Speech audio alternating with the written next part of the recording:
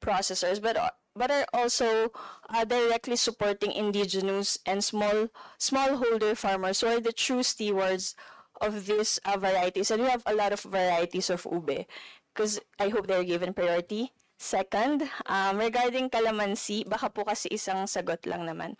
A fruit that almost every Filipino has memories of, diba?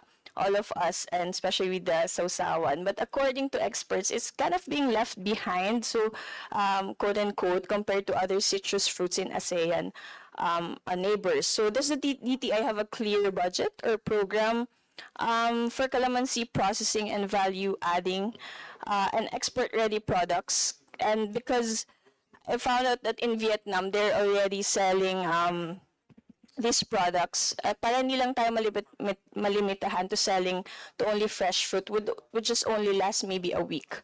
Third, on the aspect of market access and branding, both ube and calamansi have strong cultural branding. So how is the DTI helping local cooperatives and SMEs gain access to branding, marketing, and trade fairs so that these products can be showcased, of course, not just locally, but also on the international stage? And finally, how does the DTA ensure that the support for ube and calamansi is not just concentrated in major cities, but also truly felt in the provinces, and especially exactly where our farmers are actually planting and processing these crops? Because we can sense and we can see, and I'm sure there is data, there is a global demand for them, and I hope that the profit and benefits may be also felt by them. And here in our own country, if you can see in social media, kitang-kita na po yung pagkagusto ng ube ng mga foreigners, especially in New York, in Australia, etc. So I raise this concern because, of course, this isn't just about the promotion of business, but most importantly, the upliftment of our livelihood, of our farmers and communities, which is really the foundation of our trade and agriculture. Thank you, Madam Secretary. Thank you, Mr. Chair. Thank you, Honorable Congresswoman. Yes, actually, ube and calamansi are really, for me, ace products now, no, that we really need to market both locally and globally. Actually, ube through the farmers is really it's really part of DA. And then for DTI, once it's finished products, then we can really find market for these products. You can either go directly to me.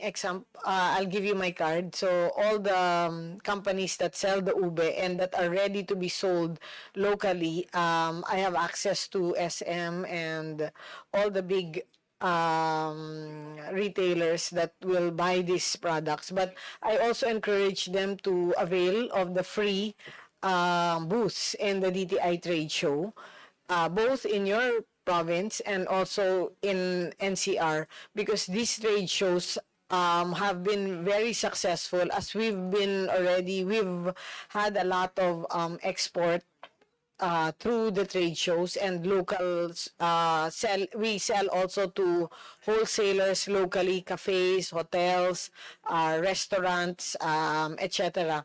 So you can then all the trade shows are free. And we have so many people that go to the trade shows. We've already reached the 60,000 mark for 5 days only. And our sales have already gone to 90 million and to 113 million pesos. So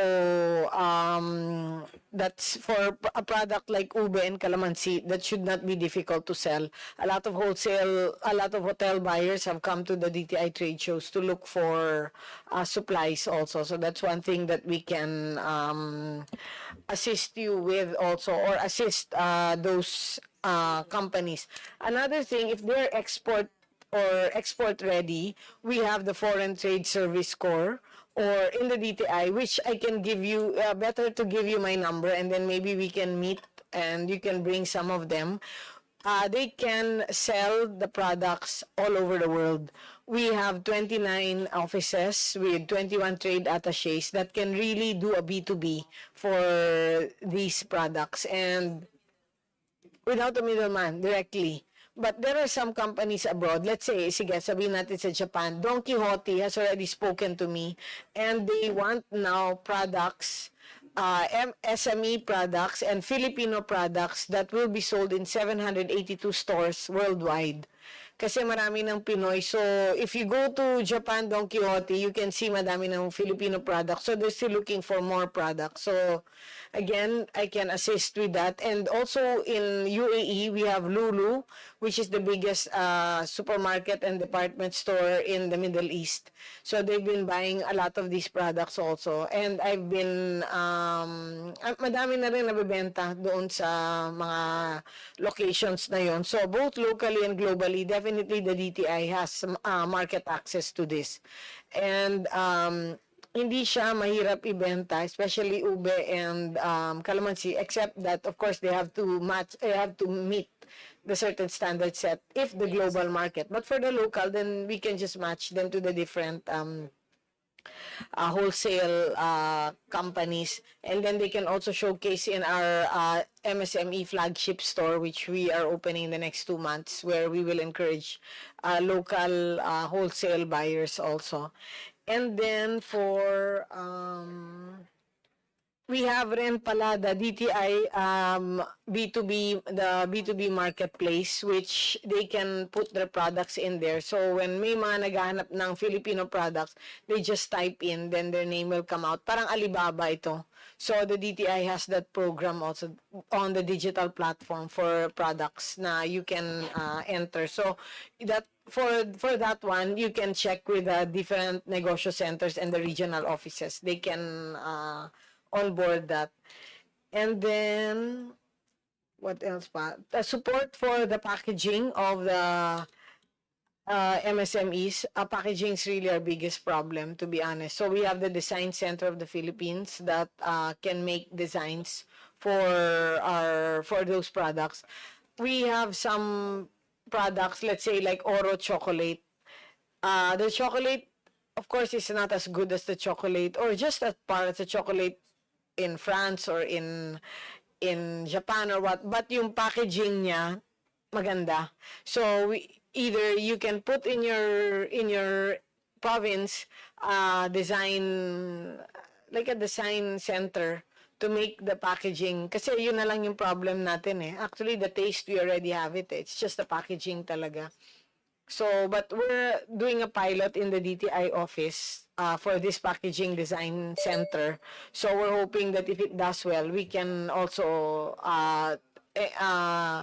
suggest this in the different provinces. But I think you may use the design center, but sometimes overloaded na rin sila. So you might be able to suggest a company that may want to do this for them. And then,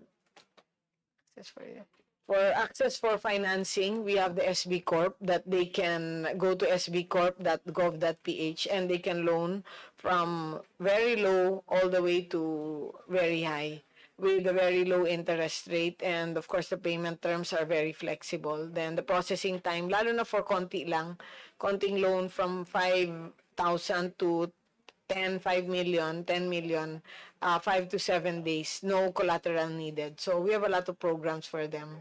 Thank you. Thank you, Madam Secretary. Mr. Chair, well, I'm satisfied with the response.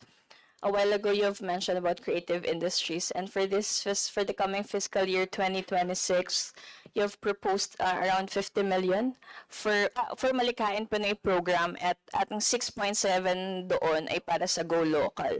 And how would specifically with for creative workers, especially usually mga millennials and Gen Z, nakasama po kami ni Kong Nico doon pa. Tulad ng mga young designers, musicians, gamers, and content creators, do we have a specific program na po para sa kanila targeted for them, because they are booming and they are really growing? I agree with you, Kong. No? We have the Malikain Pinoy program. And then for the Go Local, we will all put them under one branding, which is the Tatak Pinoy already, so that we can market the Tatak Pinoy proudly Filipino. I have here Asek Naila Bautista, who will discuss further the programs of the Malikain Pinoy. Thank you, Madam Secretary and Congresswoman Hernandez. We're very happy to share that Palikahing Pinoy is taking a forefront in terms of harnessing and showcasing